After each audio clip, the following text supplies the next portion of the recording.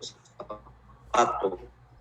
Está aquí para conversación, amigos, unión que nos permita entender algo que hace 2 semanas operó en las noticias del país, en el sentido de que el Ministerio de Ambiente y Agua, a su nombre, el tema de ser el Ministerio de Ambiente, Agua y Transición Ecológica.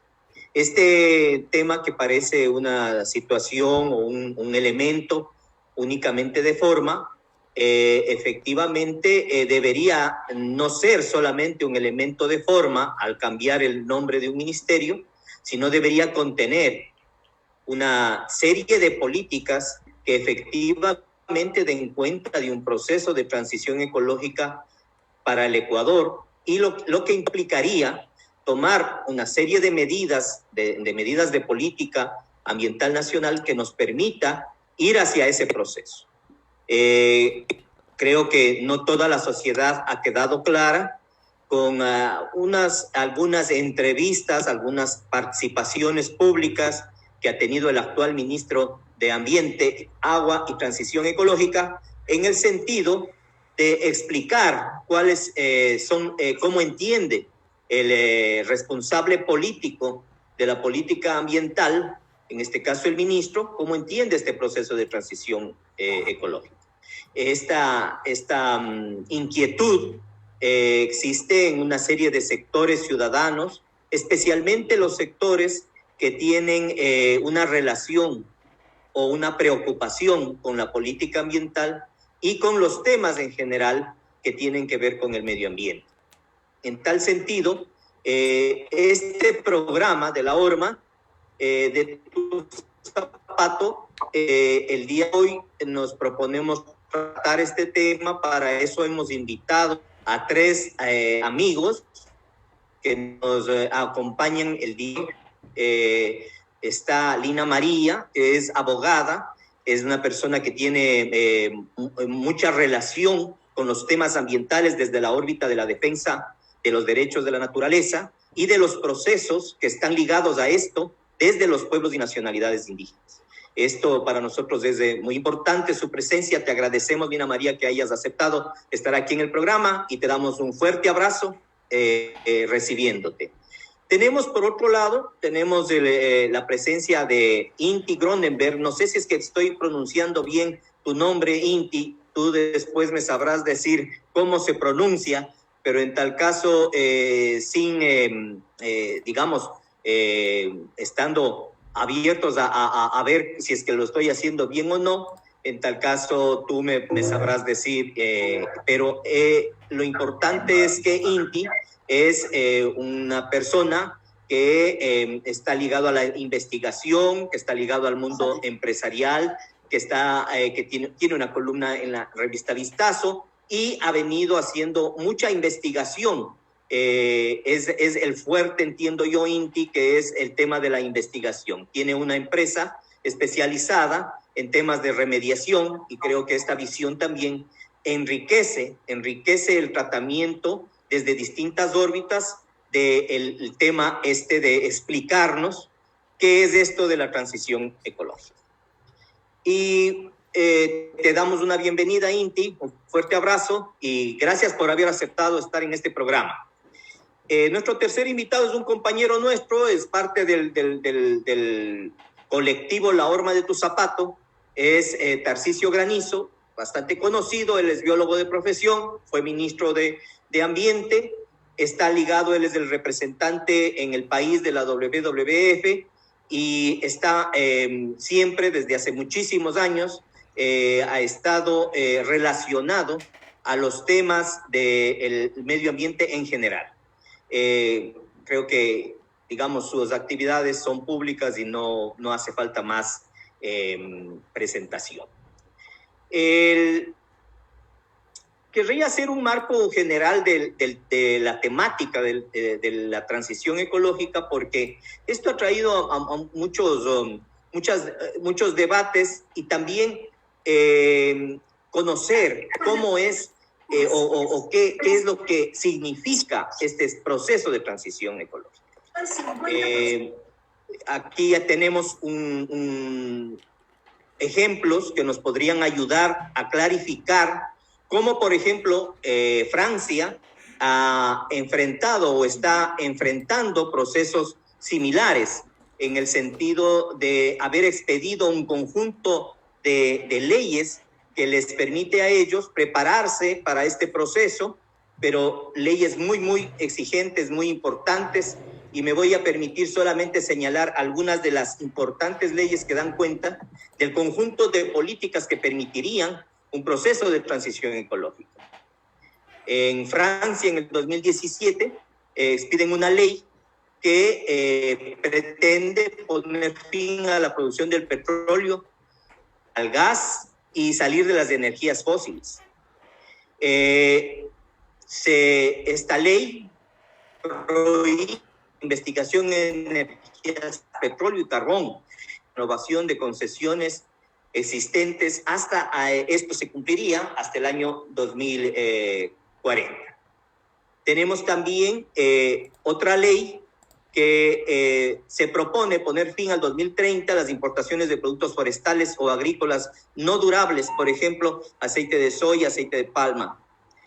También sería el primer país del grupo de los 7 que expide una ley que obliga al cierre de centrales de carbón, que también plantea con claridad lo que significaría tener una economía circular.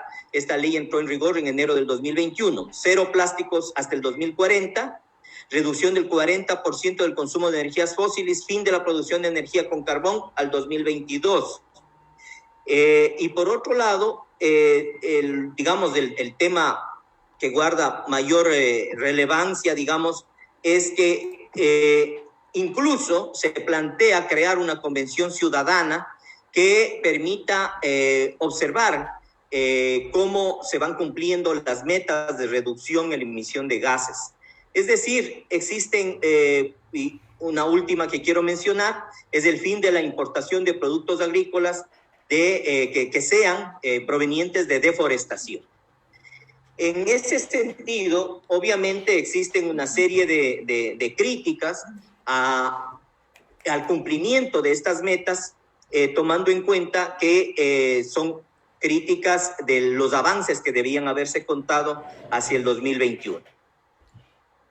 Esta pequeña introducción me parece a mí que nos permite ubicar que la transición ecológica implica un conjunto de leyes, un conjunto de políticas, y poner también a la organización de la sociedad civil alrededor de estas políticas que se establecen. Me parece sumamente interesante que tengamos una visión y que nos pueda servir de alguna manera para dar un marco a esta reunión. Les recuerdo a nuestros invitados que cada uno de ustedes tendrá 10 minutos y que bajo la estructura del programa tendrá 10 minutos para hacer su intervención y posteriormente, al final de estas 3 exposiciones, habrá un espacio en donde cada uno de ustedes pueda hacer algún comentario, ampliar o responder alguna pregunta, y que podrá alargarse cada uno de los participantes 3 minutos por cada uno, digamos. Estando así, creo que estés en pendientes. Yo me voy a permitir poner en las reacciones, voy a permitir alzar la mano cuando estén cerca de cumplir el tiempo que hemos acordado cada uno de los participantes. Con esto, y si no hay algún otro comentario por parte de alguna de las personas que nos acompañan el día de hoy, les saludamos, les agradecemos que nos acompañen, les agradecemos que estemos esperando este espacio de diálogo. Eso es un espacio, no pretende ser un espacio academicista, es un espacio de diálogo entre personas que están vinculados a estos temas de interés, pero también entre colectivos. Es un espacio democrático, plural. Y lo que pretendemos es establecer en este espacio un diálogo que sea respetuoso, y que sea abierto. Así que con esos señalamientos me permito comentar y pedirte a María que nos acompañe y entre en este programa con su intervención. Gracias, María, una vez más por haber aceptado. Un fuerte abrazo para ti y estamos atentos a tus palabras. Muchas gracias, Mauricio. Buenas noches a todas y a todos. Un gusto poder compartir este espacio con ustedes. Mauricio, usted señalaba al inicio de su introducción que para muchos sectores este término de la transición ecológica es un misterio. Yo me sumo a esos sectores. Eso es un misterio.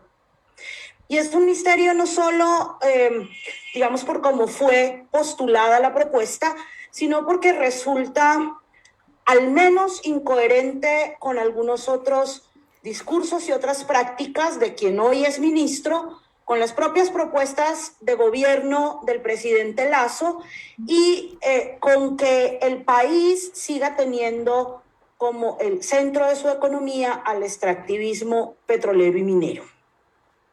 Y tal como usted señalaba también, y en eso coincidimos plenamente, esa transición ecológica, es decir, una transición bien hecha, debería no solo partir de un marco normativo adecuado, sino de políticas públicas muy claras y de una decisión estatal muy clara que, en el caso ecuatoriano, supere la megaminería, impulse una economía postpetrolera de manera clara, y evidentemente entendiendo que eso va a requerir un proceso y unos tiempos y unos plazos, que genere procesos, digamos, claros y respetuosos para con y desde las comunidades, porque tampoco se le puede imponer a los pueblos indígenas y a las comunidades esta idea de la conservación única y exclusivamente como una respuesta para generar, digamos, una aceptación o un anclaje en esto de las economías verdes, generar insumos e incentivos claros para la agroecología, para la no importación y la no imposición de transgénicos y finalmente para generar, digamos, garantías para esa transición. ¿A qué me refiero? Uno le puede poner un título a cualquier ministerio, como en efecto ha ocurrido, y eso no supone que ponerle título garantice que en efecto esa transición se vaya a dar y vaya a generar garantías. Lo ha dicho además este ministro, que viene de un sector que se dedica al licenciamiento ambiental, es decir, que se dedica a garantizar que las empresas, entre ellas las petroleras y las mineras, puedan desarrollar las actividades de exploración, explotación y producción. Lo dice un ministro que en sus declaraciones ha dicho: encuentro una cartera de Estado donde hay más de 20,000 licencias rezagadas y las vamos a sacar adelante. Es decir, que te está anunciando que sí o sí va a impulsar la realización de esas actividades productivas extractivas y que sí o sí va a avanzar en el tema minero. Te lo dice un ministro que, conforme lo ha dicho el propio presidente de la República, va a impulsar la actividad minera porque han reconocido que petróleo y minería no pueden quedarse en el subsuelo y que son los recursos que el país necesita para adelantar otras obras y otros procesos. Entonces, es totalmente incompatible. Y el ejemplo último es lo que ha ocurrido en el Zarza y cómo una empresa minera entrega $30,000 vía convenio con el Ministerio del Ambiente, supuestamente para adelantar los procesos de protección de esa zona, de esa área protegida. Sin embargo, años anteriores, esa área termina siendo recortada en el sistema de áreas protegidas para favorecer que ahí se desarrollen concesiones mineras. Y ahí la trampa de esa transición. Porque entonces, mientras las mineras te dan $30,000 o 50,000 o 100,000 para actividades de conservación y de protección, los impactos que genera su actividad no terminan siendo cuantificables y evidentemente no terminan siendo bajo ningún concepto, digamos, con esos montos económicos que te pueden ofrecer redituables. ¿Qué quiere decir? Que el impacto que te va a generar esa actividad minera, esa actividad petrolera, solapado con esos incentivos económicos, nunca va a ser compensable. Ni en lo ambiental y muchísimo menos en lo humano. Entonces, sí, definitivamente resulta un misterio el tema de la transición, parecería más un título, digamos, bonito y adecuado para atraer determinados intereses y sectores vinculados a esa economía verde neoliberal, que no necesariamente, insisto, representa garantías para la conservación, la protección de la naturaleza y para la vida de las comunidades y los pueblos que viven en esos entornos que interesa ser conservados.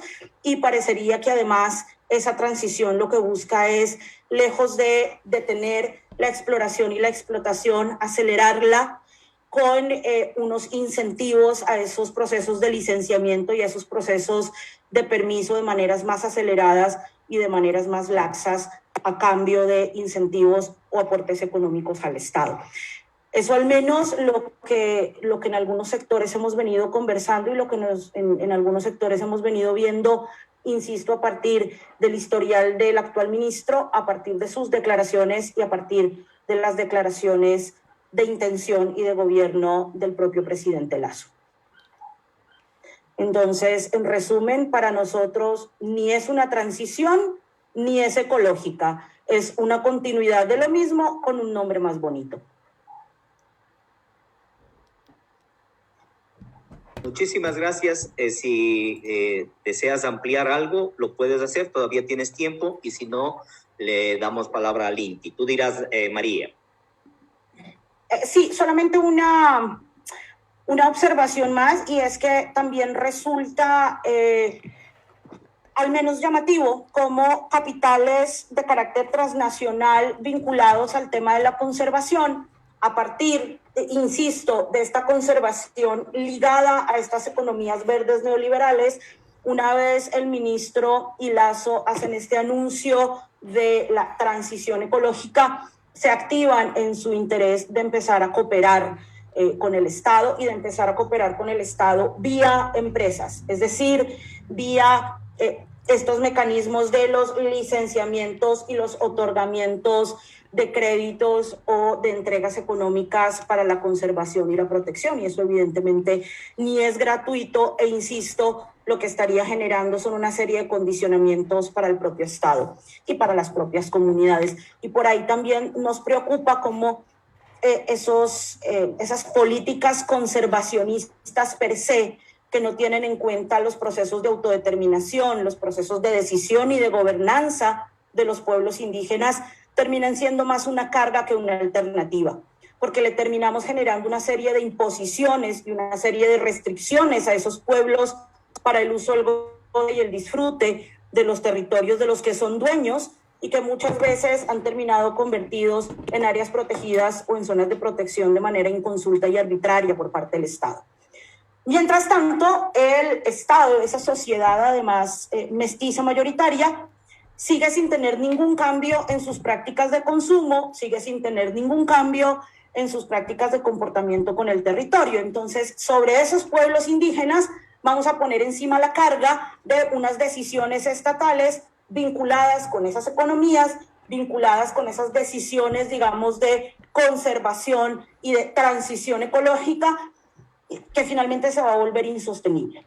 Porque esos pueblos indígenas, además, por la misma incapacidad estatal que existe para poder responder a sus necesidades y a sus derechos, van a terminar, como en muchísimas dinámicas muy perversas de las economías petroleras, vinculadas a las empresas para poder solventar sus necesidades. Y eso también es un juego perverso que el Estado conoce, que el Estado ha reconocido, y así lo ha dicho, lo ha reconocido entre líneas el propio presidente Lasso y este propio ministro, y es lo que finalmente se termina incentivando, insisto, a través de estas políticas puramente conservacionistas y que niegan las autonomías y las autodeterminaciones de los pueblos.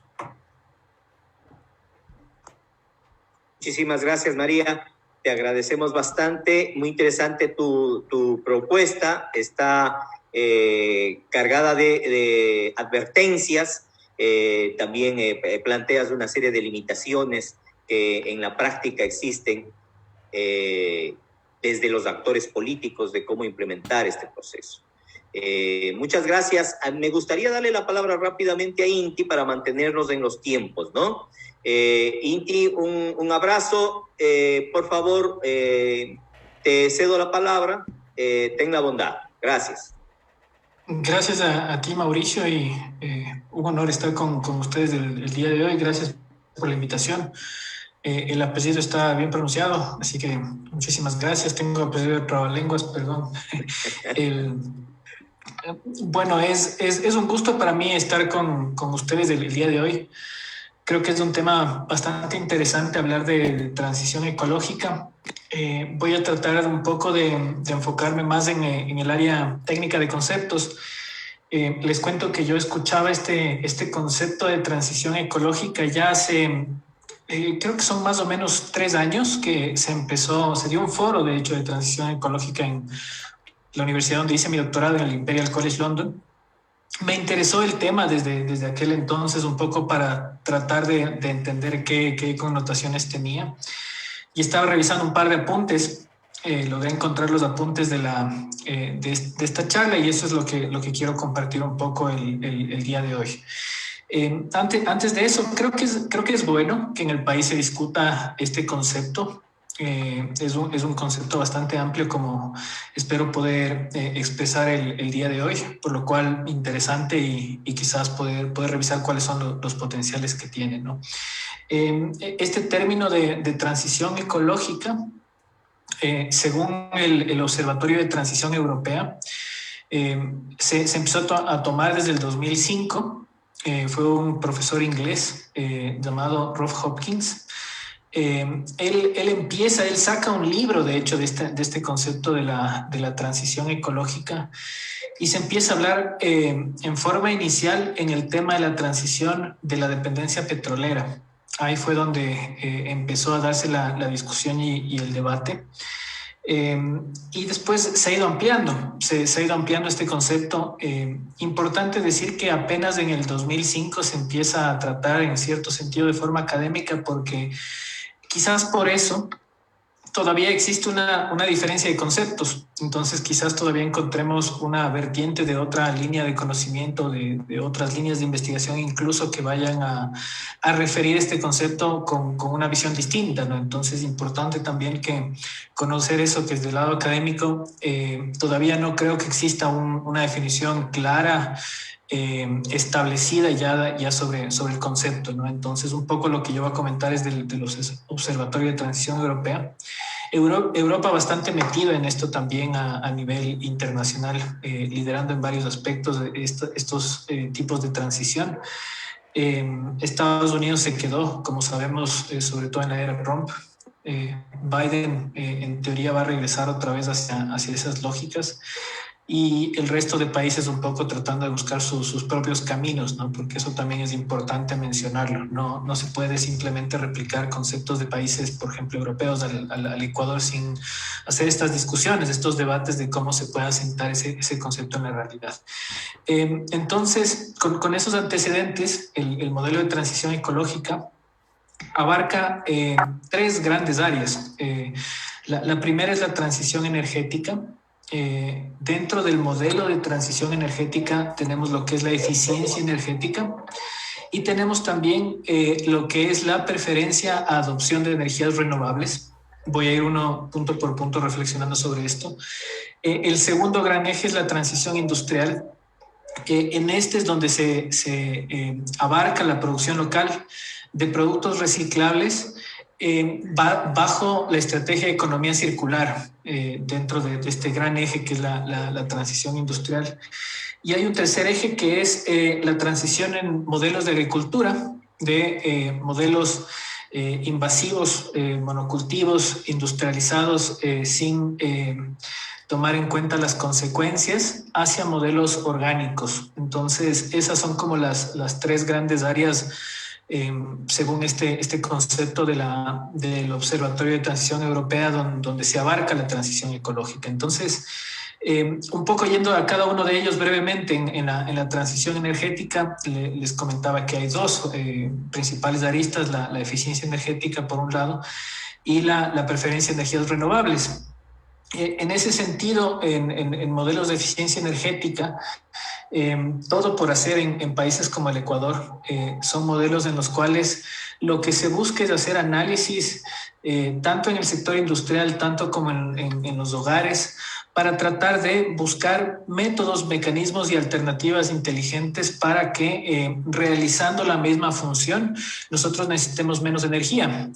Quizás una de las experiencias que nos parezca, que recordemos, ¿no?, que se hizo acá en el país, se implementó en uno de los gobiernos anteriores una estrategia de reemplazo de bombillas, de las bombillas incandescentes hacia los temas LED y temas más eficientes energéticamente, que cumpliendo la misma función usan menos energía. Como para dar un ejemplo simple del concepto. Entonces, ya en países que están aplicando este concepto, incluso se generan modelos de incentivos para que las empresas que logren hacer estudios y bajar sus consumos energéticos tengan algún tipo de beneficio, ¿no? Y luego comentaré quizás por qué es interesante hablar de este tema de beneficios, sobre todo ya en estudios de transformación de modelos lineales hacia circulares. Nosotros hicimos uno acá en el país. Pero en resumen, esa es la idea de la eficiencia energética, tratar de hacer las cosas en la misma labor, la misma función, pero con mejores alternativas tecnológicas, análisis de cómo bajar el consumo energético. Aquí quizás también hablar que donde hay un reto en ese sentido en el Ecuador mayoritariamente es en el cambio de la matriz energética de transporte, la cual es principalmente, si la memoria no me falla, en los estudios últimos que había revisado el tema, es más o menos el 90%. Es enorme la cantidad de dependencia del país en el tema de combustibles fósiles para lo que es la transportación. Estamos bastante retrasados y es un debate enorme que existe en el país de cómo hacerlo posible.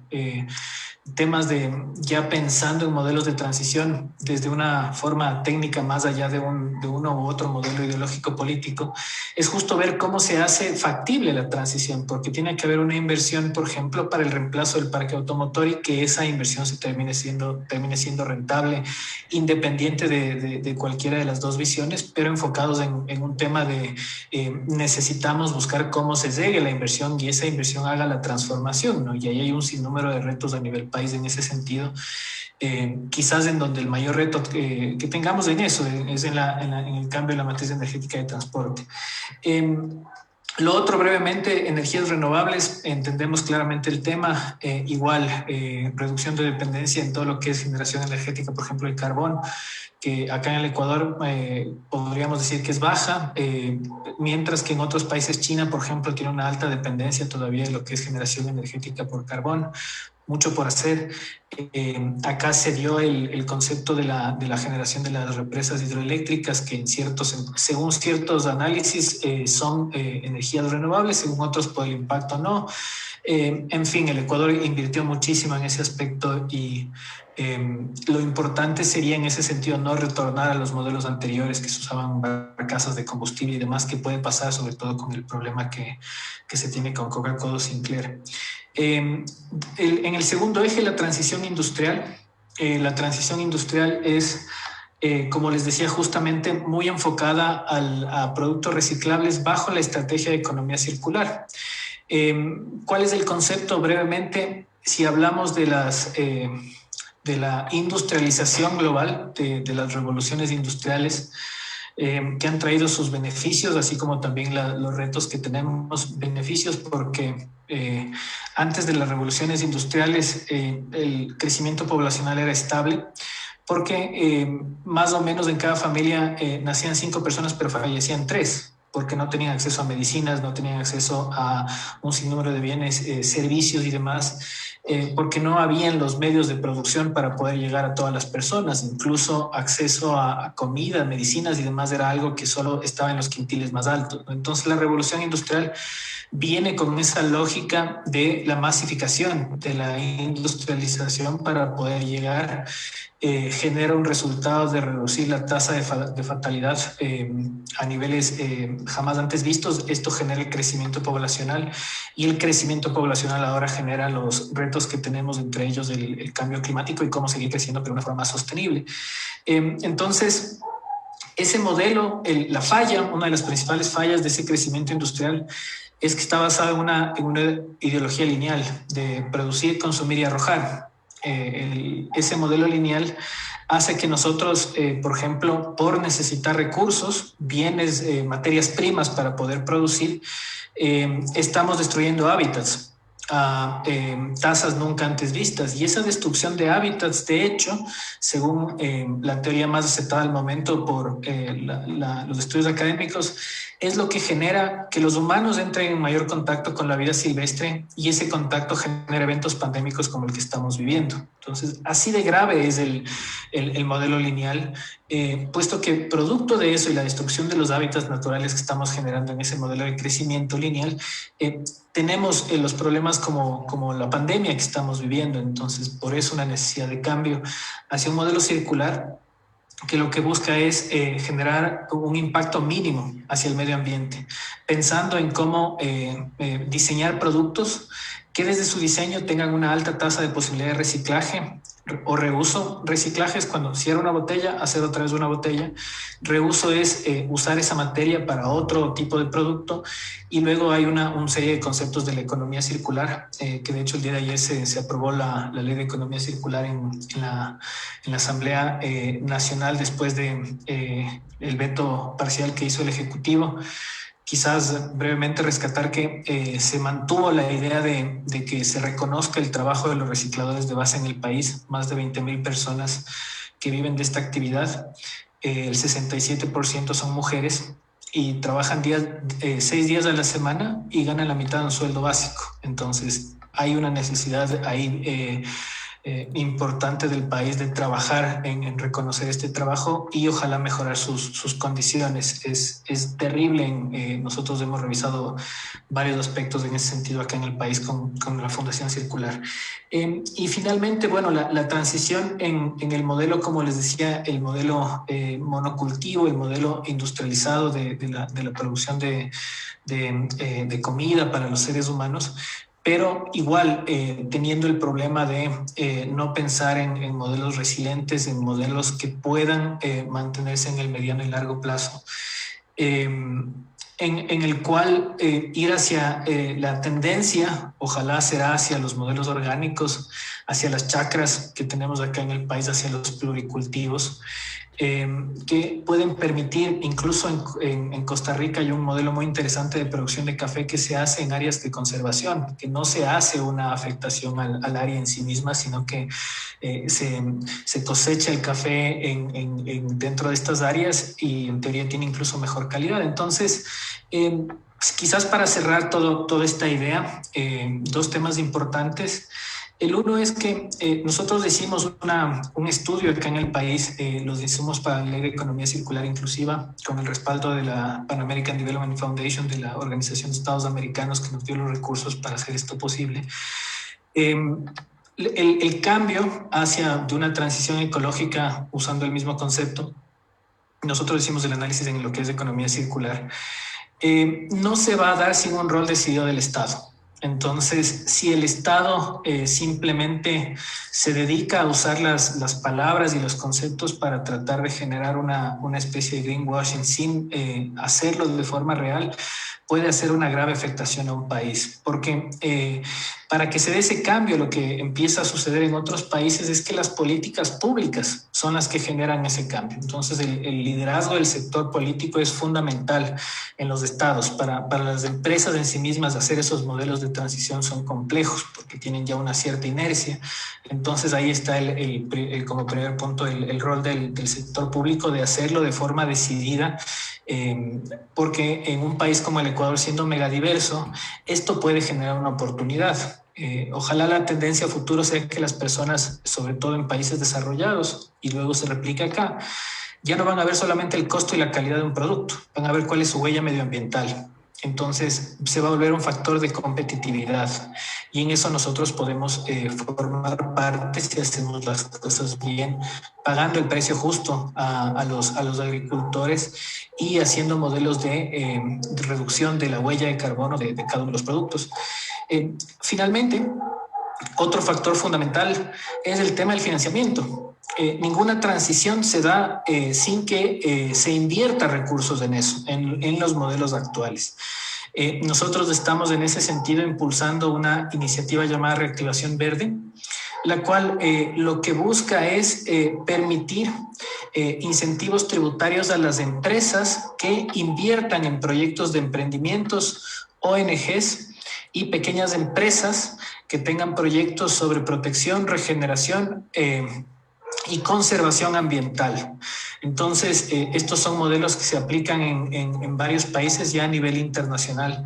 En el Ecuador se aplica en temas de deporte para el patrocinio de deportistas. Nosotros lo que buscamos es ahora que se replique hacia el poder generar esa inversión, esa reinversión desde las grandes empresas hacia los emprendimientos, pymes y ONGs del país, que lamentablemente la tasa de fallo del emprendimiento ecuatoriano es sumamente alta, 8 de cada 10 emprendimientos fallan. En un país que tiene la tasa de emprendimiento temprano más alta, la tuvo 5 años seguidos, el 2020 de hecho ya no estuvo en el primer lugar, pero hay un potencial, entonces hay que buscar las formas y los mecanismos para que uno de los factores que se encontró en rojo y las razones por las cuales los emprendimientos fallan es porque la gente no invierte. No se reinvierten los recursos del país. Eso en resumen. Muchísimas gracias y perdón si me pasé el tiempo. Te pasaste un poquitito, pero creo que valió la pena porque has dado una visión muy completa sobre lo que implica las complejidades y las áreas, lo que implica el concepto de dar este salto, este proceso. Ahí hay 3 grandes ámbitos que lo has planteado, que es la producción agrícola, la energía y la producción industrial. Es decir, una cantera de elementos que habría que completar y construirlos con políticas públicas, pero con financiamiento, con decisión política. Tarcisio, te agradezco y te cedo la palabra para tu intervención. Gracias, Tarcisio, por estar aquí. Gracias, muy amables por la organización de este evento y por la invitación. Un saludo muy cordial a Lina María y a Inti. Muchas gracias por permitirnos este espacio. Yo creo que, como lo han dicho los colegas anteriormente, es necesario definir lo que es la transición ecológica, ¿no? Y obviamente una definición académica te podría decir que es la transición a un modelo productivo social más ecológico, pero voy a empezar diciendo una cosa que es un tema que a lo mejor causa cierta roncha, ¿no? El tema ambiental es, o debe ser, o ha sido un tema de ruptura, porque siempre ha sido la piedra en el zapato de los gobiernos, de derecha, de izquierda, progresistas, etc. O sea, el tema ambiental además es un tema de jóvenes, y los jóvenes siempre están en este ámbito de la ruptura, de la rebeldía, ¿no? Entonces, empecemos por ahí. Entonces, en una sociedad, en un mundo que es cada vez más volátil, en donde hay cada vez más incertidumbre, donde hay grandes complejidades y donde hay grandes ambigüedades, es necesario que se defina, que el gobierno defina lo que es la transición ecológica, ¿no? Entonces, hay 2 posibilidades: que se convierta o que se quede en una declaración de principios que lo que busque es el famoso lavado de cara verde, el maquillaje verde, o que siente las bases para un cambio real en el modelo de desarrollo. Yo creo que un verdadero proceso de transición ecológica tiene que ser un cambio real en el modelo de desarrollo que no se va a poder lograr en 4 años, sino que tiene que ser una apuesta del país para los próximos 20, 30, 50 años. ¿Qué supondría, en mi opinión, una transición ecológica? Yo creo que lo primero hay cosas que tendrían que ser al corto, al mediano, a largo plazo, ¿no? Primero, yo creo que debería haber el repensar y lograr una transición gradual de la economía extractivista a otro modelo económico. Nosotros hablamos de una bioeconomía sostenible y justa, es decir, a un proceso, a un modelo económico que en lugar de utilizar los recursos no renovables, empiece a utilizar de manera sostenible y justa y dándole valor agregado a los recursos de la biodiversidad o a los recursos naturales en general. En el corto plazo supondría no abrir nuevos frentes petroleros, ya lo dijo Lina María, ¿no? No abrir nuevos frentes petroleros, especialmente en el suroriente, demostrando que realmente estamos pues en una transición hacia un nuevo modelo, hacia una transición ecológica, ¿no? Y supone obviamente revisar la situación de la minería en el Ecuador, ¿no? Nos sabemos que hay una gran minería, una mediana minería, una pequeña minería, hay una minería artesanal y hay una minería ilegal. ¿Qué implica o qué piensa el gobierno que está hablando de una transición ecológica con respecto a la minería? Bueno, ya hemos visto algunas declaraciones un poco, bastante ambiguas, bastante contradictorias, que por un lado hablan de transición ecológica y por el otro lado hablan de abrir los frentes petroleros hacia el suroriente de la Amazonía, provincia de Pastaza, etcétera, que siempre ha sido un deseo de las petroleras. En el mediano plazo, obviamente, lo que se requiere es desarrollar políticas públicas para la promoción de esta bioeconomía sostenible y justa, alinear al Estado para que, porque el tema de un cambio de modelo de desarrollo no es pues un tema del Ministerio del Ambiente solamente. O sea, hay que alinear a todo el Estado, a todos los entes estatales hacia una transición de la bioeconomía que se convierte en una política de Estado y no solo una política del mar. Y en el largo plazo, una transición ecológica supone volvernos un país en donde la política de Estado sea la sostenibilidad, con los 3 ejes de la sostenibilidad: un eje económico, un eje social y un eje ambiental.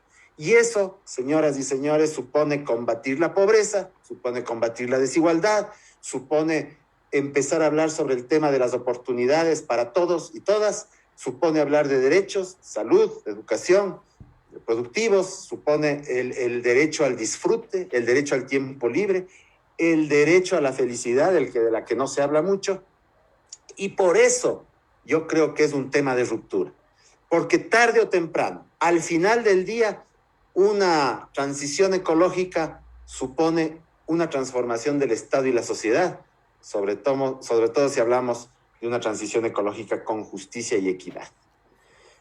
¿Y por qué supone un cambio? Porque implica ordenar al Estado en torno a la sostenibilidad. Y en última instancia lo que implica es la construcción de una sociedad más justa, inclusiva y, como dicen ahora, resiliente. Es decir, que pueda soportar temas como el cambio climático, temas como las pandemias, temas como los desastres naturales, y se convierte en una sociedad que pueda reaccionar y acomodarse a estas situaciones. ¿Y por qué significa alinear al Estado todo esto? Porque significa lo que ya Inti también lo ha mencionado, ¿no? El tema de las transiciones energéticas, el tema de las transiciones industriales, el tema, por ejemplo, de la construcción ambientalmente adaptada. Supone la utilización cada vez mayor del espacio público, supone una planificación y un ordenamiento territorial que ahí es donde entran no solo el Estado central, sino los gobiernos autónomos descentralizados de nuestro país que tienen las competencias sobre el ordenamiento territorial. Incluye, por ejemplo, mejorar la producción agrícola y ganadera. Mejorar me refiero a volverle más sostenible social y ambientalmente y, por supuesto, económicamente. Y eso supone el dar un giro a lo que es los conceptos y las prácticas que tenemos sobre producción agrícola y ganadera. Significa empezar a pensar en certificaciones ambientales y sociales para ganar mercados en Europa y en otros países que busquen productos con certificaciones ambientales y sociales. Supone evitar, por ejemplo, el desperdicio. Este país produce 1 millón de toneladas, me parece, de desperdicios. No, de desperdicio de alimentos únicamente. 1 millón de toneladas que se desperdician en el mes, no solamente en el consumo directo, lo que nosotros desperdiciamos cuando vamos al mercado, al supermercado, que desperdiciamos el 40% de lo que compramos, sino también el desperdicio que se da en la producción, en la postproducción, en el transporte, en el almacenamiento, llega a niveles brutales, teniendo en cuenta que tenemos un 20-25% de los niños con desnutrición. Significa adaptar currículos educativos a la realidad, es decir, estos currículos contextualizados, es decir, implica todo un reordenamiento del Estado. ¿Y qué supone entonces este cambio en el modelo de desarrollo?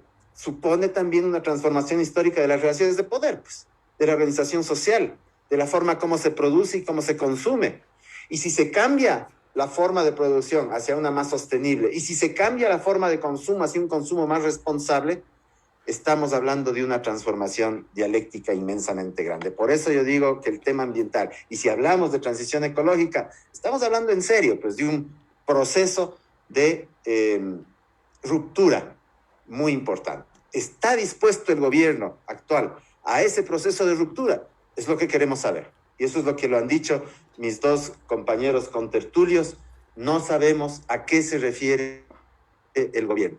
Y yo quisiera, ¿no? Quisiera creer que el gobierno y el ministro Manrique tenga digamos, sea coherente y tenga, digamos, ese deseo profundo, decidido, que nos lleve a ser uno de los pocos países en el mundo que está hablando de transición ecológica formal y oficialmente, ¿no? Junto con España, Francia y algún otro, entendiendo también, y esto es bien importante, que transición no es transacción, ¿no? Y eso debe quedar absolutamente claro.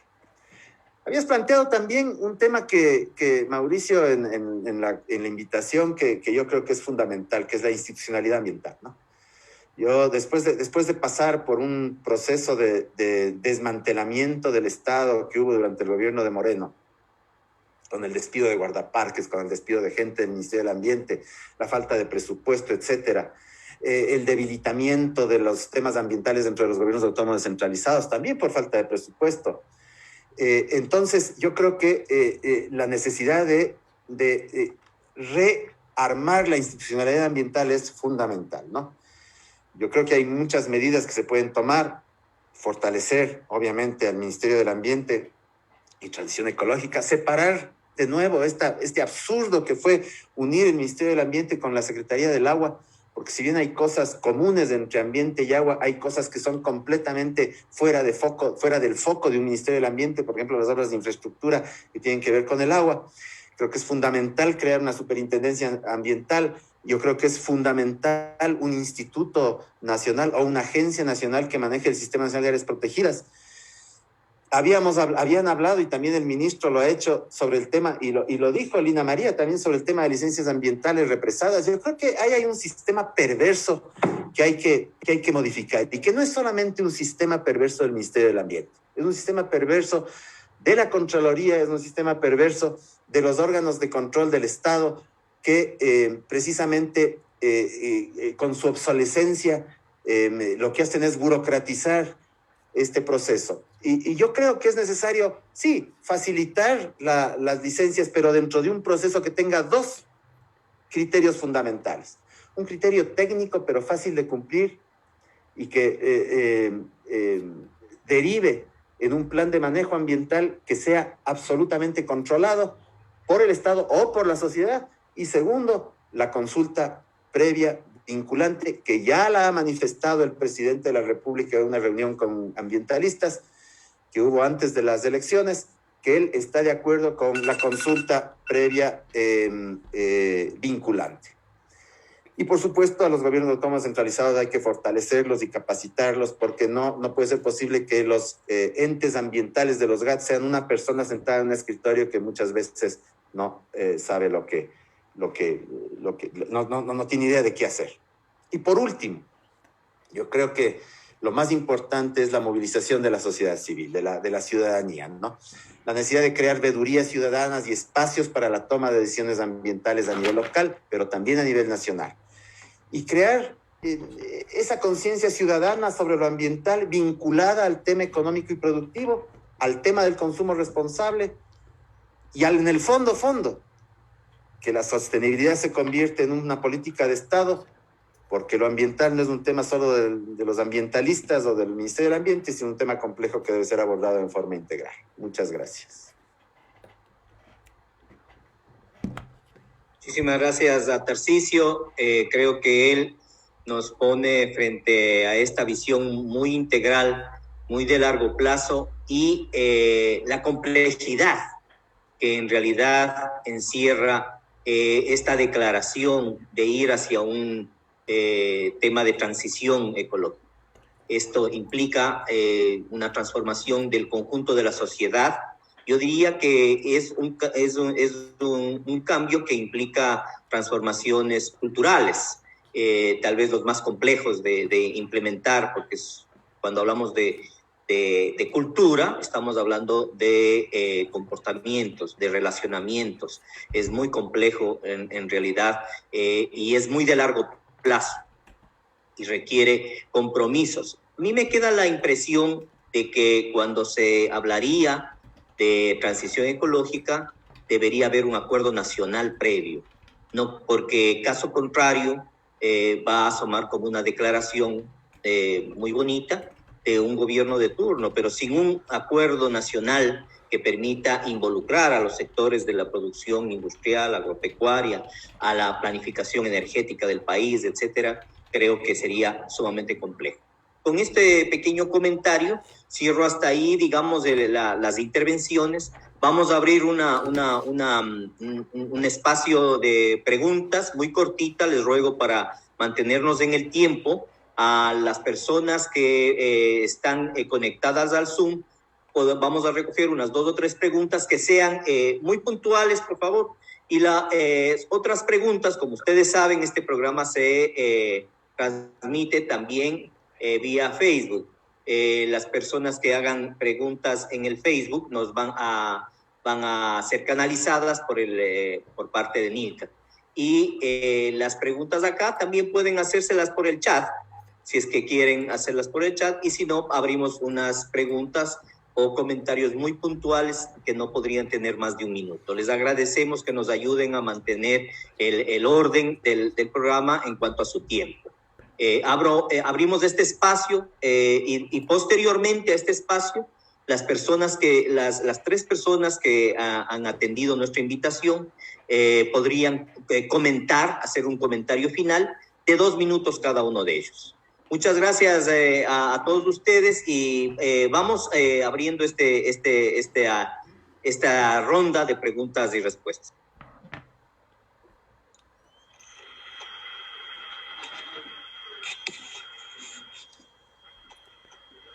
Santiago Kidman tiene una pregunta, un comentario.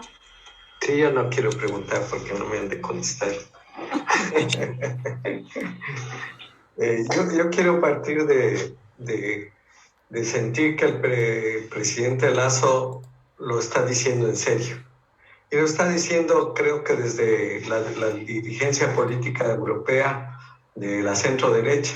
O sea, no creo que haya ninguna expresión de extrema derecha porque la extrema derecha no cree en el cambio climático. En cambio, el centro derecha europeo está realmente asustado de las consecuencias de los modelos económicos sobre la naturaleza y el cambio climático. Entonces, yo quiero creer que es verdad porque si no, en 4 años él no logra hacer nada de transición ecológica. Es decir, si no puede constituir una alianza estratégica con los sectores políticos y sociales, es imposible. Europa, bueno, tiene un modelo de una alianza estricta entre la empresa privada y los estados, y el Pacto Verde es un pacto que tiene una estrategia de largo plazo con una inversión de más de 340.000 millones de dólares. Entonces hay una estrategia en la que le entregan al sector privado las responsabilidades en la transición ecológica y el cambio del modelo económico. Por primera vez, la economía tiene que reconocer que existe la naturaleza. Por primera vez deja de ser un objeto porque la naturaleza ha reaccionado como sujeto y le ha dicho hasta aquí tienes el paro, no puedes avanzar más. Y ese terror al cambio climático, que es correcto y justo para todos, sean empresarios o no empresarios, es el que está llevando a una actitud racional de los políticos y los empresarios europeos. Pero mi pregunta es en el caso ecuatoriano, ¿Qué vamos a esperar del caso ecuatoriano? Si la inversión, ¿de dónde va a salir la inversión para esta transacción ecológica? Si el presupuesto está orientado al pago de las deudas y a un ajuste económico, a un déficit fiscal brutal que no pueden resolverlo, con apremios gigantescos en salud y educación. Podemos pensar en focos, como dice Inti, pero sí hay un déficit de vivienda brutal. Hay viviendas que hay que reconstituir y reconstruir. Primero hay que pensar que vive la gente decentemente. Y entonces, no es que estoy en contra de lo Inti, lo has puesto muy bien, coincido plenamente, pero la viabilidad en el Ecuador la siento difícil. Vamos a los sectores agrarios. Los sectores agrarios de grandes plantaciones están dispuestos a reinvertir totalmente un cambio de su modelo económico. Yo fui asesor del ministro de Agricultura del correísmo y yo me pregunto, ¿por qué razón toda la política agraria del correísmo fue para fortalecer a los importadores de insumos químicos y a los grandes negociantes de los productos químicos? ¿Por qué no hubo una mínima inversión, o lo va a hacer Guillermo Lasso, una inversión de 500 a 1.000 millones de dólares para transformar solamente insumos agrarios y a darlos como incentivo al pequeño productor? Pero si no hay inversión para la pequeña producción agrícola, es imposible un cambio de manejo económico, de manejo agroecológico y sistemas agroforestales. Después, ¿dónde se va a hacer conservación? Sí, última preocupación. ¿Dónde se va a hacer conservación si los espacios de conservación que quedan son las áreas protegidas que este ministro les va a entregar como negocio a las empresas privadas y el resto es de los territorios indígenas? Y los páramos. Y los páramos, no existe ninguna política explícita hacia páramos con poblaciones indígenas y hacendados de altura.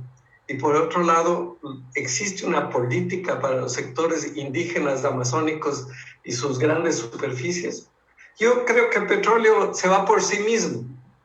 No creo que va a haber en el sur explotación petrolera.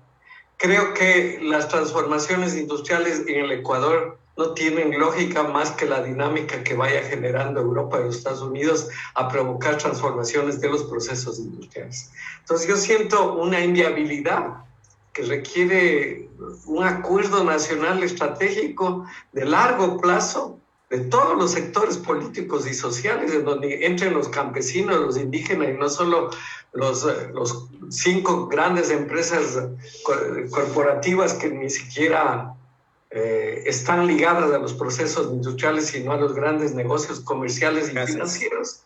Y acabo, para provocar una transformación mucho más profunda, más potente. Entonces yo considero que este enfoque integral de Tarcisio, de Inti, la preocupación sobre el extractivismo de María, está ligado a un acuerdo nacional por la por esta transformación en el modelo económico en relación a la naturaleza. A lo contrario, le veo totalmente inviable. Gracias, Santiago. Paul Sánchez nos hace conocer una preocupación de él y dice: ¿cuál es el rol y cómo involucrar de forma real y concreta a los pueblos y nacionalidades indígenas en la transición ecológica, dueños de los territorios mejor conservados del país? Tal vez si recogemos unas 2 o 3 preguntas más, yo les agradecería para hacer una respuesta única. Mauricio, también hay una pregunta: ¿qué significa el consumo responsable y qué debería hacer la sociedad civil frente a esto? Creo que ahí podemos pasar la palabra nuevamente a Lina María, a Inti y a Tarcisio para que nos apoyen con las respuestas. Bien, ¿cuáles de los participantes quisiera comentar estas 2 preguntas que yo veo que tienen mucha relación, tanto la que hizo Paul como la que nos acaba de leer Nilka? María. Sí, yo quisiera referirme un poco al tema de los pueblos indígenas y a lo que han señalado Tarcisio en su intervención, y es que, en efecto, yo considero que más allá de una declaración de intenciones, que es lo que parece que significa el nombre que se le ha puesto al ministerio, se requiere en efecto una voluntad política y se requiere en efecto una transición de los modelos de producción y digamos, de la economía del país. Y tal como lo señalaba Santiago, si hoy tenemos un país con un déficit fiscal tan alto y lo que necesita el país es cubrir ese déficit, lo va a hacer con minería y con petróleo porque son las bases de su economía. Y la explotación de recursos naturales no renovables es incompatible con modelos de transición, es decir, es incompatible con unos modelos que reconcilien la vida con la ecología. Eso como un primer punto en el que, insisto, a mí me resulta totalmente incoherente las decisiones del gobierno en materia económica versus esta voluntad de esta transición, de esta presunta transición, porque para mí esto todavía sigue siendo muy ambiguo y muy oscuro. Lo otro sobre lo que quiero insistir es, aquí los pueblos indígenas en efecto son unos sujetos centrales en este debate, no solo porque en efecto viven en las áreas mejor y mayor conservadas, muchas de ellas administradas por el propio Estado, porque se consideran áreas protegidas, sino porque además siguen siendo de las principales víctimas del déficit, es decir, digamos, de las poblaciones que requieren una mayor atención del Estado, pero además porque tienen unos modelos de autonomía y de gobernanza que sin que se les hayan sido impuestos por el Estado, resultan absolutamente respetuosos, sostenibles en el mediano y en el largo plazo. Pero además, y por un tema que ustedes señalaban, aquí hay un sujeto sobre el cual el Ministerio del Ambiente no se ha pronunciado, y ese es el sujeto naturaleza. Digamos que la mirada del Ministerio del Ambiente, como su nombre lo indica, es el concepto de naturaleza como ambiente, no de naturaleza como sujeto, que ha sido reconocido por nuestra norma constitucional, pero que además amerita y merece también unas políticas y unas respuestas estatales concretas y específicas que tampoco quedan claras, que tampoco quedan definidas y que con ese modelo de la transición ecológica quedan totalmente invisibilizadas, porque la naturaleza sigue siendo equiparada con el ambiente y esa equiparación no es real.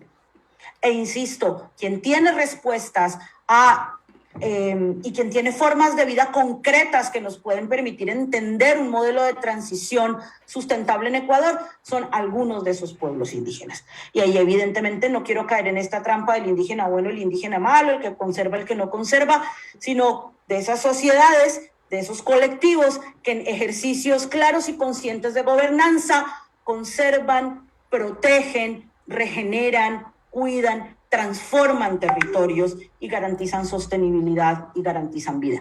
¿Qué hace la sociedad civil? En efecto, vigilar, como lo señalaba Tarcisio. En efecto, generar procesos de exigibilidad al Estado para que las políticas públicas y las normativas sean claras, sean transparentes, sean realmente participativas e inclusivas.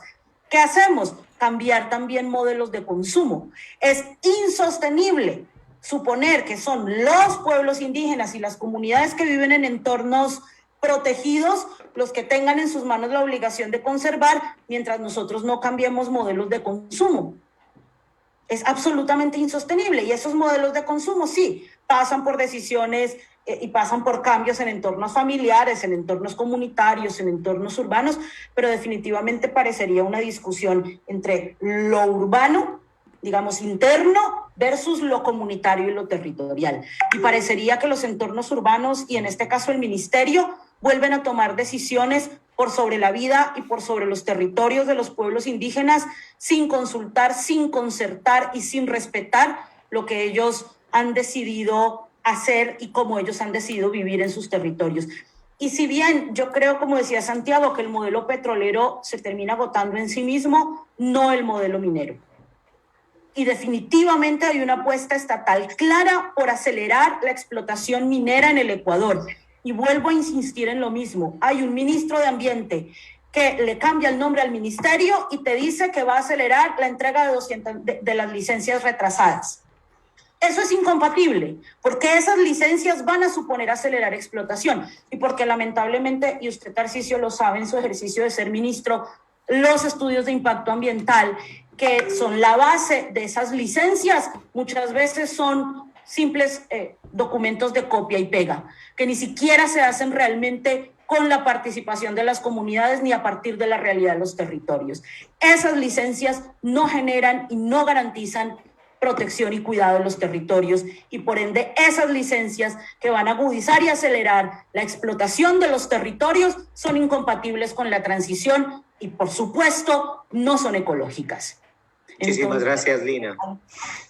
María, te agradecemos muchísimo tu intervención. Me gustaría que pudiésemos recoger tal vez alguna otra pregunta ya como última. Y ahí daríamos la palabra 2 minutos a cada uno de los participantes para que haga un cierre, ¿no?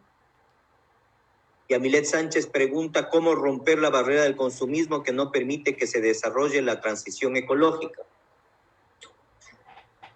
Inti, tal vez quieres hacer alguna intervención, quieres comentar algo sobre esta pregunta, ¿quieres responderla? Claro que sí. Bueno, hay 3, ¿no? La de que debemos hacer desde la sociedad civil, el consumo responsable, cómo pasar la barrera del consumismo. Y creo que pueden ir de una sola lógica, digámoslo así. Cuando se habla de modelos transformacionales, estamos hablando de modelos de innovación. Hay 3 mecanismos, si se les puede ver de una forma muy didáctica. Uno son las transformaciones que se dan desde el emprendimiento. Los países cada vez más apuestan a generar ecosistemas de emprendimiento e innovación. Los ecosistemas de emprendimiento e innovación son alternativas para la generación de fuentes de empleo, permiten también generar otro tipo de negocios más allá de lo existente. Entonces, yo creo que esa es la posibilidad que existe en el país. El Ecuador tiene condiciones intrínsecas de su gente para apostar a su talento humano. Como les decía, una de ellas es la tasa de emprendimiento temprano tan alta. No en todos los países la gente decide emprender o tratar de salir adelante en lugar de bajar los brazos. Eso significa esa tasa de emprendimiento temprano tan alta. Entonces, yo soy optimista y yo creo que hay que buscar mecanismos para empezar a apostar a los emprendimientos, pequeñas empresas y ONGs de este país, incluso que estadísticamente hablando pueden crecer a mayor medida que una empresa grande que ya llega a un momento en el cual su tasa de crecimiento se reduce. Eso genera mayores fuentes de empleo.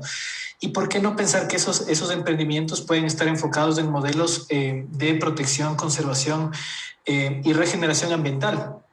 Ya hay casos en este país de emprendimientos de ese estilo que han sido reconocidos internacionalmente. Lo que hay que generar es los mecanismos. Entonces, coincido en que no se pueden hacer cambios sustanciales a todo el sistema productivo del país, pero creo que sí se puede empezar desde los emprendimientos, desde las pequeñas empresas, y casos de éxito van a ir jalando el modelo. No tenemos que esperar que esto suceda en Europa o en otros países, lo podemos hacer de forma local. Y hay ciertas empresas que ya empiezan a ir hacia allá, hacia ese sentido, ¿no? Entonces, eso por un lado.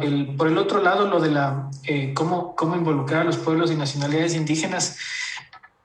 Existe los sistemas de producción comunitaria que yo creo que deben ser más estudiados en el país, buenas prácticas que se han visto acá, y cómo juntar también el conocimiento de los sectores urbanos con esa capacidad del sector rural. De hecho, en un libro que se habla del cambio de transición de Catherine Raworth de la Universidad de Oxford, ella justamente pone de ejemplo la cosmovisión andina en ese sentido. Entonces, hay que tratar de ver las potencialidades que tenemos como país. No podemos perdernos esta ola de desarrollo. Esta ola es importantísima para los países megadiversos que tienen esa oportunidad. Hay que buscar las formas, las alternativas y debatir eso y proponer estrategias. A quienes les interesa el tema, nosotros, como les decía, y con esto finalizo, estamos proponiendo la iniciativa Reactivación Verde para permitir justamente bajo esas lógicas que haya financiamiento a los emprendimientos de las pequeñas empresas y ONGs de este país que trabajen en temas ambientales. Vamos a seguir empujando este proyecto, creemos en él y creemos que hay que apostar al talento humano en nuestro país para poder salir adelante.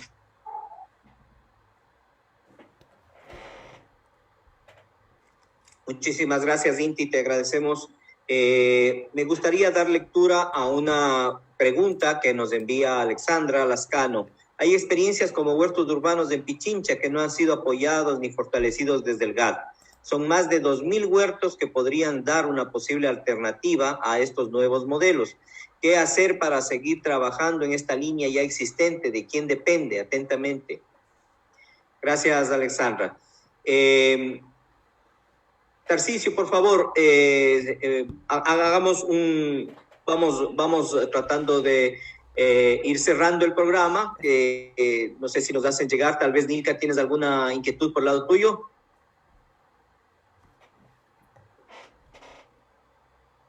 No, listo. Listo. Tienes la palabra, Tarcisio, por favor, gracias. Bueno, muchas gracias. Yo creo que una de las cosas que hay que recuperar, o digamos, no recuperar porque nunca ha habido, la verdad, es la planificación de largo plazo para este país, ¿no? No puede ser que el país se reinvente cada 4 años. Y una planificación de largo plazo tiene que apuntar a aquellas cuestiones que deben ser resueltas por cualquier gobierno y que son de cajón. A ver, por ejemplo, el tema de la desnutrición infantil. ¿Quién puede estar en contra de que no se solucione el tema de la desnutrición infantil? El tema de la deforestación cero. ¿Quién puede estar en contra de que se mejore la educación? Sí, 3, 4, 5, 10 cosas en las que cualquier gobierno de cualquier tendencia pueda continuar. Es decir, esa planificación de largo alcance, de 20, 30, 40 años, yo creo que hace falta. Claro, evidentemente es una planificación que tiene que ser acordada entre los diversos sectores de la sociedad, porque si no, termina siendo una planificación de 3 o 4. Eso por un lado. Y yo creo que la bioeconomía podría estar dentro de esta nueva economía que digamos, nos haga salir del extractivismo de los recursos no renovables, puede estar en estos 4 o 5 aspectos que pueden ser planificados de largo plazo. Yo no les tengo miedo a los mercados. Santiago Kingman preguntaba de dónde se puede sacar la plata. Yo creo que hay la posibilidad de mercados interesantes para productos interesantes. ¿A qué me refiero con eso? Me refiero al hecho de que incluso sectores tradicionales de los commodities que vende el Ecuador, por ejemplo, bananeros, atuneros, camaroneros, no por un tema ético, ideológico y ni nada por el estilo, sino por un tema de mercado, están mejorando sus técnicas y sus prácticas de producción. Entonces, cuando hablamos de una producción más sostenible, nos referimos a la posibilidad de que se mejoren ciertas prácticas de las cosas que normalmente y tradicionalmente exportamos, para tener mercados que buscan ese producto, un producto que tenga una historia detrás, una historia de sostenibilidad, una historia de sostenibilidad social, sostenibilidad ambiental y de equidad social. Eso les interesa ahora a los mercados en muchas partes del mundo.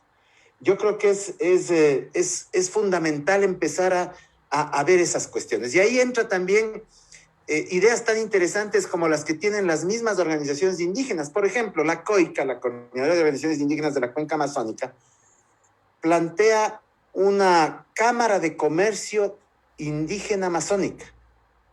¿Qué es lo que hace una Cámara de Comercio? Facilita las transacciones, ya sea a través de dinero o a través de intercambio, pero a través de un proceso más ordenado y más organizado, que es la creación de una Cámara de Comercio Indígena Amazónica para que los pueblos indígenas, los más de 360 pueblos indígenas amazónicos, puedan de alguna manera intercambiar productos. Entonces, hay una serie de dinámicas que se pueden ensayar para romper los mercados tradicionales, las formas de mercado tradicionales y empezar a generar nuevos mercados. Yo creo que el otro tema fundamental que preguntaban los compañeros, las compañeras, el tema del consumo responsable, ya mis colegas lo han dicho, yo creo que parte del consumo y de ser consumidor responsable supone no comprar lo que no se necesita o no comprar más de lo que se necesita. Y estoy hablando solamente de alimentos, ¿no? Recordemos que la más alta tasa de deforestación en este país se da para producir alimentos. Entonces, no comprar 10 frutas de las cuales van a tirar a la basura 4.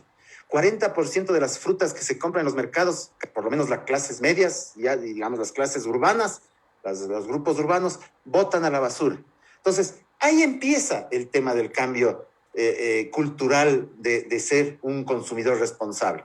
Pero decía yo que el desperdicio de alimentos no solo se da en el consumo, sino también en el transporte, el almacenamiento, etc. Y por último, señalar que, de nuevo, yo creo que el tema ambiental no puede ser enfocado desde el punto de vista únicamente de cómo los ambientalistas tradicionales lo vienen viendo, de conservación, de protección, etcétera, sino un tema ligado al tema económico y al tema social, porque esa es la única salida que nos queda y el único planeta que nos queda, que es este, cuyo futuro depende precisamente de si somos o no somos sostenibles. Gracias. Muchas gracias, Tarcisio.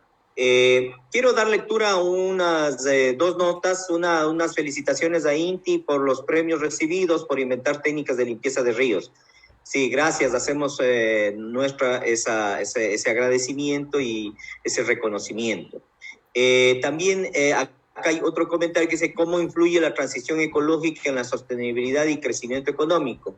Creo que ya se ha comentado, sin embargo, tenemos 1 minuto por cada participante para hacer un cierre y una despedida. María, por favor. Y reiterándote el agradecimiento de que hayas participado en este programa. Te agradecemos bastante. Muchísimas gracias, Mauricio. Nuevamente gracias a todos y a todas los que nos han acompañado. Solo decir que, en efecto, la transición ecológica es una necesidad que yo sigo considerando que no está este rato esclarecida la intencionalidad estatal, la intencionalidad gubernamental para que eso sea posible y que quedan muchas dudas frente a la incoherencia entre las declaraciones de voluntades y las prácticas políticas. Que los pueblos indígenas son pueblos que nos pueden enseñar sobre cómo conservar, proteger y garantizar la sostenibilidad en los territorios y esa transición ecológica que muchos de ellos, no todos evidentemente, practican y tienen como parte de su vida y de sus autonomías, y que los ciudadanos y las ciudadanas tenemos un rol fundamental para vigilar y exigir la coherencia de la actuación estatal, pero también para modificar patrones de consumo, porque de nada sirve que simplemente obliguemos a los pueblos y a las comunidades que están en áreas de conservación a que conserven cuando nosotros no tenemos la capacidad ni la voluntad de modificar patrones de consumo que son contrarios a aquello. Gracias a ustedes por abrir estos espacios, por abrir estos debates que son tan necesarios y tan sanos, y seguimos encontrándonos en esas luchas por la vida y por los territorios. Muchas gracias. Un fuerte abrazo de parte de la ORMA. A ti, María, y esperamos que podamos seguir colaborando y escuchando tu palabra, tu experiencia, tu acumulado. Por favor, Inti, si es que hacemos este cierre de 1 minuto, por favor.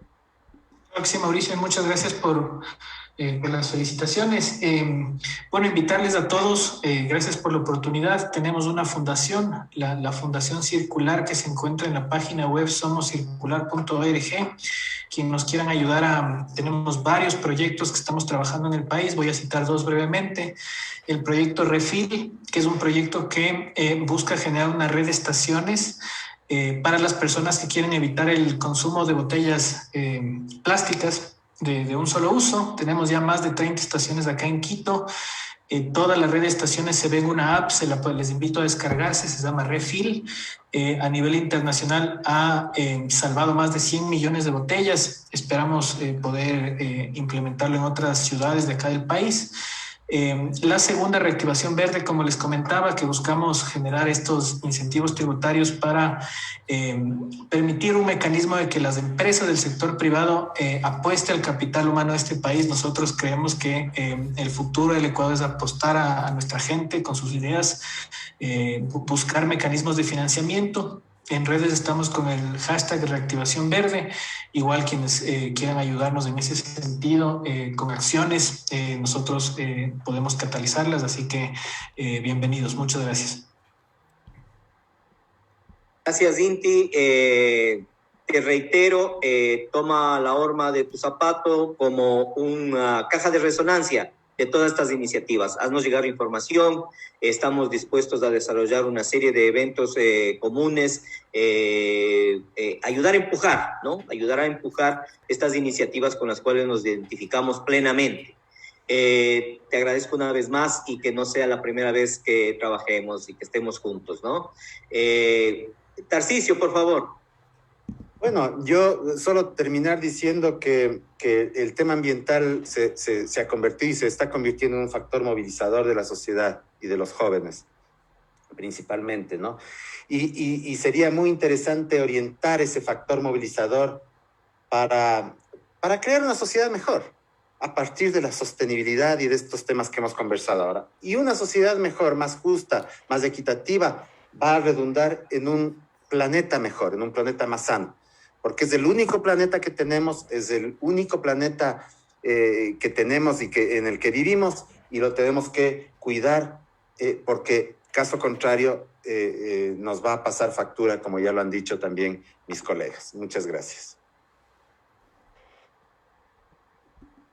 Bueno, muchas gracias a todos, a todas. Este ha sido un programa muy interesante, muy esclarecedor. Nos dejan muchas preguntas también. Es bueno quedarnos con inquietudes y quizás en el futuro podamos seguir desarrollando y seguir profundizando estos aspectos. Yo les agradezco mucho a los tres participantes. Les hago acuerdo que la horma de tu zapato es un espacio del centro hacia la izquierda. Estamos para construir agendas sociales y políticas a nivel local y nacional, y nos gusta acercar a todos los sectores que van remando en el mismo lado. Cero sectarismo, aquí nadie es dueño de verdades reveladas. Vamos adelante, oigamos a todos, dialoguemos con respeto, generemos horizontalidad, generemos una dinámica de pensamiento que nos permita crecer. Les agradecemos a todos los que han participado aquí y también a las personas que nos han acompañado en Facebook. Un fuerte abrazo y gracias. Adiós. Chao.